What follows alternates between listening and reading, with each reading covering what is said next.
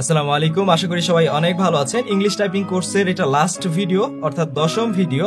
এই ভিডিওতে আমরা 3টা টপিকের উপরে আলোচনা করব। প্রথমটা হচ্ছে শিফট কি এর ব্যবহার, শিফট কি দুইটা কেন, শিফট কি কিভাবে কাজে লাগে, এবং দ্বিতীয় যে টপিকটা হবে অন্যান্য যে বাটনগুলো রয়েছে সেই বাটনগুলা স্পেশাল কিগুলো যে রয়েছে সেগুলোর ব্যবহার, এবং আমরা সর্বশেষ দেখব টাইপিং এর স্পিড বাড়াতে হলে আমাদের কি করতে হবে। টাইপিং স্পিড বাড়ানোর কয়েকটা টেকনিক আমি দেখায় দিব। ওকে, তো কথা না বাড়িয়ে চলুন শুরু করা যাক। তো প্রথমে দেখতে পাচ্ছি আমরা এখানে ক্যাপস লক নামে একটা বাটন রয়েছে এইখানে। তো ক্যাপস লকের কাজটা কি? দেখেন কিবোর্ডে এই যে বাটনগুলো, এই বাটনগুলা ইংলিশের ক্ষেত্রে কি হয়, বড় হাতের হয়, ছোট হাতের হয়, মানে ক্যাপিটাল লেটার এবং স্মল লেটার হয়। এই পি বড় হাতের হতে পারে, এই পি আমাদের ছোট হাতের বা স্মল লেটার প্রয়োজন হতে পারে। যখন আমরা ক্যাপস লকটা প্রেস করব, কিবোর্ডে এইখানে একটা বাতি থাকবে, সেই বাতিটা জ্বলবে। তো যতক্ষণ বাতিটা জ্বলবে ততক্ষণ আমাদের এই লেটারগুলা ক্যাপিটাল লেটার হবে, এবং আমরা আবার যদি প্রেস করি তাহলে বাতিটা নিভে যাবে, তখন আমাদের এই লেটারগুলা সব স্মল লেটারে টাইপ হবে। আশা করি এটা আমরা ক্লিয়ার।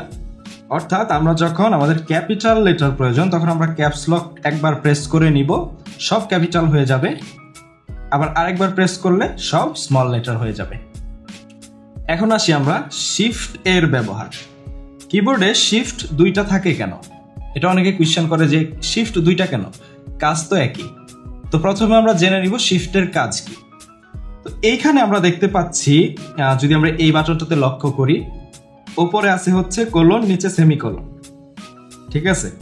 যখন নর্মালি আমরা টাইপ করি তখন আমাদের কিবোর্ডে এই যে নিচের যে লেখাটা সেই লেখাটা টাইপ হয়। অর্থাৎ এটা আমরা নর্মাল প্রেস করলে এই সেমিকোলনটা টাইপ হবে, এটা নর্মাল প্রেস করলে নিচের কমা এটা টাইপ হবে।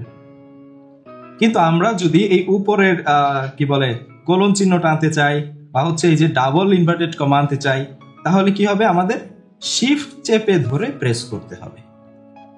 অর্থাৎ আমরা শিফট চেপে ধরে যদি প্রেস করি আমাদের উপরের চিহ্নটা আসবে। সেম টু সেম এখানে আমরা দেখতে পাচ্ছি নর্মাল প্রেস করলে আমাদের কি আসে, কমা আসার কথা। শিফটের সাথে প্রেস করলে উপরের এটা হচ্ছে লেস দেন চিহ্নটা আসবে। শিফট চেপে ধরে এটা প্রেস করলে গ্রেটার দেন চিহ্ন আসবে। নর্মালি প্রেস করলে ফরওয়ার্ড স্ল্যাশ আসে। শিফট চেপে ধরে আমরা যদি এটা প্রেস করি তাহলে কোয়েশ্চেন মার্কটা আসবে। আর এটা হচ্ছে নিচেরটা সিঙ্গেল ইনভার্টেড কমা, উপরেরটা ডাবল ইনভার্টেড কমা। ওকে, তো কথা হলো আমাদের তো তাহলে একটা শিফট থাকলেই হইতো, দুইটা শিফট কেন? দেখেন আমাদের সবসময় তো ক্যাপিটাল প্রয়োজন পড়ে না, আবার সবসময় স্মল লেটার প্রয়োজন পড়ে না। আমরা যদি একটা নাম লিখি, ধরেন আমি একটা নাম লিখলাম হচ্ছে সাগর, তো সাগর এর প্রথম অক্ষরটা আমাদের এসটা শুধু বড় হাতের লাগবে বা ক্যাপিটাল লেটার লাগবে, বাদ বাকি সবকিছু কিন্তু ছোট হাতের লাগবে। কোনো একটা লাইন আমরা লিখতে গেলে প্রথম যে লেটারটা সেই লেটারটা বড় হাতের লাগে, লাইনটা শেষ ফুল স্টপ দিয়ে দিলে দ্বিতীয় লাইনের প্রথম অক্ষর আবার বড় হাতের লাগে। এরকম প্রত্যেকটা লাইনের প্রথম লেটারটা আমাদের বড় হাতের লাগে। তো আমরা বারবার হচ্ছে ক্যাপস লক দিয়ে একটা বড় হাতের লেটার লিখলাম, তারপর ক্যাপস লক অফ করে দিয়ে সারাটা হচ্ছে লাইন লিখে শেষ করে ফুল স্টপ দিয়ে আবার ক্যাপস লক দিয়ে আবার লাইনের প্রথম লেটারটা হচ্ছে বড় হাতে লিখলাম, আবার ক্যাপস লক দিয়ে ছোট করলাম। এটা আসলে কোনো প্রফেশনাল টাইপিং হতে পারে না, তাই তো? এই জন্যে আমরা যদি কোনো একটা লেটারকে বড় হাতের করতে চাই, বাকি সবগুলো ছোট হাতের টাইপ করতে চাই, তখন আমরা শিফট চেপে যদি প্রেস করি আমার এই লেটারটা বড় হাতের হবে, ছেড়ে দিব, তারপরে আবার টাইপ করব, বাকি অক্ষরগুলা সব ছোট হাতের হচ্ছে।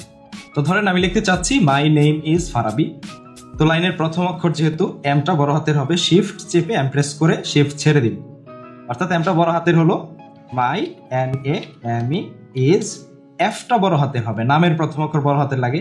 এক্ষেত্রে আমি এফ প্রেস করার আগে শিফট চেপে এফ প্রেস করব, এফটা বড় হাতের হলো, শিফট ছেড়ে দিলাম, সব ছোট হাতের এখন, আর এ বি আই ফারাবি। এইভাবে আমরা শিফটের ব্যবহার করতে পারি। এখন কথা হচ্ছে দুই সাইডে দুইটা কেন। একটা জিনিস খেয়াল করেন, আমাদের এই যে বাঁ পাশে শিফটটা রয়েছে, এটার সবচেয়ে কাছে রয়েছে আমাদের এই আঙ্গুল, অর্থাৎ আমরা যখন শিফট প্রয়োজন হবে এই আঙ্গুল দিয়ে প্রেস করব। এখন ধরেন আমি এই হাত দিয়ে যদি শিফট প্রেস করতে চাই তাহলে আমাদের এই আঙ্গুল দিয়ে প্রেস হবে, এটা তো বুঝলাম। ধরেন আমি ওয়াই ও ইউ লিখবো, ওয়াইটা আমার বড় হাতের লাগতেছে। তো আমি যখন ওয়াইতে প্রেস করতেছি একই সময়ে আমি এই শিফটটা চাপতে গেলে এটা কিন্তু একটু কষ্ট হয়ে যাবে, তাই না? বা আমি এখান থেকে টি আমার প্রয়োজন, একই সময়ে আমি এই হাত দিয়ে শিফট প্রেস করতে গেলে আমার এটা কষ্ট হয়ে যাবে। এই জন্য যখন আমরা বা হাত দিয়ে দূরের কোনো লেটার প্রেস করতেছি তখন ডান হাত দিয়ে সহজে শিফট প্রেস করে এই যে আমরা বড় হাতে টি পাবো, ছেড়ে দিব।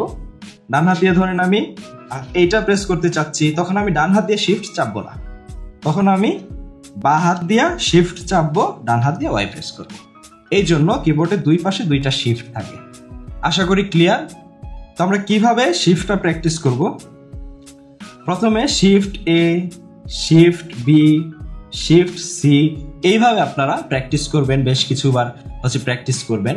আর তারপরে দেখবেন আস্তে আস্তে শিফটের যে আনফিঙ্গার শিফটিং সেটা হচ্ছে কর্নারের আঙ্গুল দেওয়া হয়, সেটা আপনাদের ক্লিয়ার হয়ে যাবে। ওকে, আমরা শিফটের ব্যবহার দেখলাম, ক্যাপসলকের ব্যবহার দেখলাম। এসকেপ প্রেস করলে মূলত কোনো একটা আপনি লেখা হচ্ছে লিখছেন বা কত সফটওয়্যারে ঢুকছেন, এসকেপ প্রেস করলে যদি সেটা নর্মাল হচ্ছে কোনো ডায়লগ বক্স হয় সেখান থেকে এক্সিট হয়ে যাবে। তো এসকেপের ব্যবহার এক এক ক্ষেত্রে এক এক রকম। এটা যখন আমরা কাজ করব তখন দেখব। ফাংশন কিগুলা কেন ব্যবহার করে? ফাংশন কিগুলা যখন আমরা বায়োস সেটআপে ঢুকি, রিস্টার্ট দিয়ে অনেক সময় এসকেপ প্রেস করে বায়োসে ঢোকা যায়, F2 প্রেস করে ঢোকা যায়, F10 প্রেস করে বায়োস সেটআপে ঢোকা যায়, F8 প্রেস করে হচ্ছে আজুজের বায়োসে ঢোকা যায়।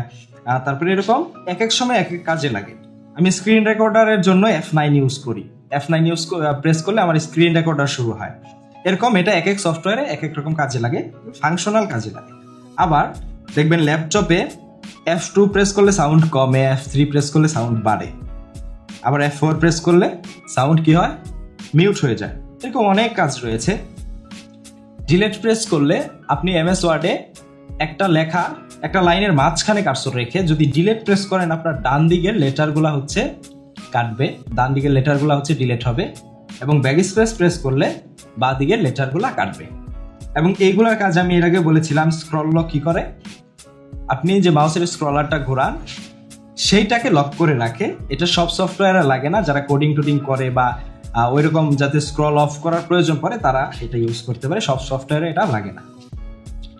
এরপরে এখানে দেখতে পাচ্ছি হোম। আপনি যে কোনো পৃষ্ঠায় থাকেন না কেন হোমে প্রেস করবেন, আপনি একদম ফার্স্ট পেজে চলে আসবেন। এন্ডে প্রেস করলে সবার লাস্ট পেজে চলে যাবেন। পেজ আপ দিলে এক পৃষ্ঠা উপরে যাবেন, পেজ ডাউন দিলে এক পৃষ্ঠা নিচে যাবেন। আর অ্যারো কি দিয়ে আমরা জানি উপরে নিচে ডানে বামে যাইতে হয়। এবং এখানে অল্ট্রা দেখতে পাচ্ছি, কন্ট্রোল দেখতে পাচ্ছি। বড় কিবোর্ডে কন্ট্রোল 2টা থাকে, ছোট কিবোর্ডে কন্ট্রোল 1টা থাকে। এইগুলা দিয়ে হচ্ছে ওই যে শর্টকাট ইউজের ক্ষেত্রে এগুলো ব্যবহার হয়। যেমন আমরা অল্ট্রা F4 প্রেস করলে যে কোনো সফটওয়্যার কেটে দিতে পারি। আবার যদি কোনো সফটওয়্যার আমাদের ওপেন না থাকে অল্ট্রা F4 চেপে দেখবেন শাটডাউনের অপশন আসবে, এন্টার দিবেন, শাটডাউন হয়ে যাবে। তাহলে শাটডাউনের একটা শর্টকাট আমরা দেখলাম, অল্ট্রা F4 এন্টার। এরপরে এখানে আছে উইন্ডোজ বাটন। এটা হচ্ছে উইন কি বলে, এটাকে উইন কি। এই উইন কি দিয়ে আমরা স্টার্ট বাটন যে রয়েছে এটাকে স্টার্ট বাটনও বলে। কিবোর্ডের যে উইন্ডোজ বা স্টার্ট আইকন রয়েছে সেটা হচ্ছে ক্লিক না করে এখান থেকে ক্লিক করলেও সেটা ইনেবল হয়। ঠিক আছে, এটা দিয়ে অনেক ধরনের কাজ করা যায়। এটারও কিবোর্ড শর্টকাট রয়েছে অনেক, যেমন এইটার আর প্রেস করলে রান প্রোগ্রামটি ইনেবল হয়। এরকম অনেক কাজ রয়েছে যেগুলো আমরা সফটওয়্যারের কাজ যখন করবো তখন আস্তে আস্তে দেখব। এবং কন্ট্রোল দিয়ে আমরা অনেক ধরনের কাজ করতে পারি। যেমন কন্ট্রোল A প্রেস করলে সিলেক্ট অল হয়, কন্ট্রোল P প্রেস করলে প্রিন্ট হয়, কন্ট্রোল O প্রেস করলে ওপেন হয়। এরকম অনেক ধরনের কাজ রয়েছে। তো এখন হচ্ছে এই ভিডিওর সেকেন্ড পার্ট। আমি বলেছিলাম এই ভিডিওর 2টা পার্ট হবে। এই পার্টে আমি আপনাদেরকে খুব ফাস্ট টাইপ করার জন্য কিছু ট্রিক্স বলবো। প্রথমে হচ্ছে আপনি কিবোর্ডে হাতটা সঠিকভাবে বসাবেন, সামনের দিকে ঝুঁকে বসবেন না। সামনে যদি ঝুঁকে বসেন এইখানে হাতের এইখানে প্রেসার লাগে, হাত ব্যথা হয়ে যাবে, টাইপ করতে পারবেন না, মজা লাগবে না। দ্বিতীয়ত হচ্ছে আপনি হাত বসানো শিখে গেছেন কিবোর্ডে, এতদিন তো আপনারা হচ্ছে দেখলেন কিভাবে কোথায় আঙ্গুল যায়, ফিঙ্গার শিফটিং হয়, সব দেখে ফেলেছেন। এখন আপনারা A থেকে Z পর্যন্ত প্র্যাকটিস করবেন 13 সেকেন্ডের মধ্যে শেষ করার জন্য। অর্থাৎ এভাবে A B C D E F G H I J K L M N O P তারপর হচ্ছে Q R S T, এভাবে A থেকে Z পর্যন্ত লিখবেন, E V W X Y Z পর্যন্ত লিখবেন 13 সেকেন্ডে। 13 সেকেন্ডে যদি আপনি টাইপ করাটা একদম ফ্লুয়েন্টলি করতে পারেন, কোনো ভুল হচ্ছে না, ফিঙ্গার শিফটিং খুব ভালোভাবে হচ্ছে, এই যে ABCD EF GHIJKL MNOP QRSTUVWXYZ, এইভাবে 13 সেকেন্ডে আপনাকে এ থেকে জেড পর্যন্ত লেখা শিখতে হবে। এটা আপনারা প্র্যাকটিস করবেন, এভাবে কমপক্ষে 5 পৃষ্ঠা লিখবেন দরকার পড়লে। এ থেকে জেড পর্যন্ত 13 সেকেন্ডের মধ্যে আপনাকে লিখতে হবে। ওকে, এবং আরেকটা লাইন আপনার উপরে দেখতে পাচ্ছেন, এই লাইনটাকে আপনারা কমপক্ষে 10 পৃষ্ঠা লিখবেন। এটা এর আগে মনে হয় আমি বলেছিলাম, তারপরে আবার বলতেছি, এই লাইনটা যত ফাস্ট আপনি লিখতে পারবেন, কিবোর্ডের প্রত্যেকটা লেটারে আপনার আঙ্গুল যাচ্ছে, আপনার ফিঙ্গার শিফটিং কিন্তু আস্তে আস্তে ইমপ্রুভ হচ্ছে, মার্সেলগুলো আস্তে আস্তে হচ্ছে আপনার কি হচ্ছে জড়তা ছুটতেছে, আপনার স্পিডটা বাড়বে। এবং এই প্লেলিস্টে দেখবেন একটা ভিডিও আমি অ্যাড করে দিয়েছি, টাইপিং বাড়ানোর 10টা ম্যাজিক্যাল ট্রিক্স টাইপিং স্পিড বাড়ানোর। সেই ভিডিওটা অবশ্যই দেখবেন, এটা আপনাদের জন্য মোস্ট রেকমেন্ডেড। কারণ ওই ভিডিওতে আমি বলেছি কি কি ভুলের কারণে আপনাদের টাইপিং স্পিড বাড়ে না, কি কি কাজ করলে আপনাদের টাইপিং স্পিড বাড়বে, সব কিছু আমি বলেছি, ওই ভিডিওটা অবশ্যই দেখবেন। তো আর কিছু বলার নাই, এই কোর্সটা আমি এখানে শেষ করতেছি। এবং এই কোর্সের পরে আমি আগামীকাল থেকে বাংলা টাইপিং এর একটা ফুল কোর্স নিয়ে আসবো, 10টা ভিডিও থাকবে। 10টা ভিডিও আপনি একদিনেও শেষ করতে পারেন, কারো ক্ষেত্রে 2 দিন লাগে, কারো ক্ষেত্রে 5 দিনও লাগবে। তো যাদের স্কিলটা যতটা ডেভেলপ, আপনারা যদি ইংলিশ টাইপিং শিখে গিয়েছেন, আপনাদের কতটা ইমপ্রুভ হয়েছে সেটা আমাকে জানাবেন। এবং বাংলা টাইপিং যদি শিখতে চান, সেই কোর্সটা আপনাদেরকে আমি উপহার দিব ইনশাআল্লাহ, আমাকে কমেন্টে জানাবেন। তো সবাই ভালো থাকবেন, সুস্থ থাকবেন, আল্লাহ হাফেজ। আমার জন্য দোয়া করবেন, চ্যানেলটা সাবস্ক্রাইব করে রাখতে পারেন যদি উপকার আসবে মনে করেন। সবাই ভালো থাকবেন, আল্লাহ হাফেজ।